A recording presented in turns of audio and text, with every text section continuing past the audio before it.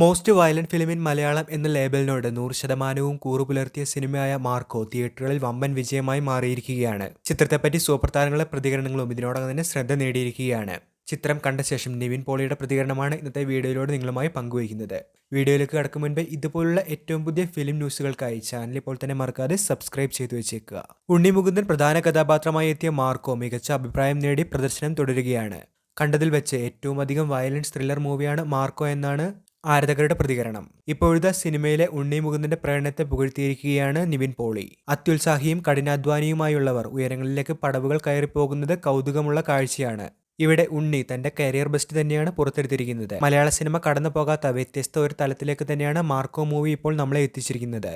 തീർച്ചയായിട്ടും അദ്ദേഹം എടുത്ത ഹാർഡ് വർക്കിന് ഇവിടെ 100% ഫലം ലഭിച്ചിരിക്കുകയാണ്. മലയാള സിനിമയ്ക്ക് വ്യത്യസ്തമായ ഒരു അനുഭവം തന്നെയാണ് ഇപ്പോൾ ഈ സിനിമ സമ്മാനിച്ചിരിക്കുന്നത് എന്നും സിനിമയുടെ പിന്നിൽ പ്രവർത്തിച്ച എല്ലാവർക്കും അഭിനന്ദനങ്ങളുമാണ് നിവിൻ പോളി അറിയിച്ചിരിക്കുന്നത്.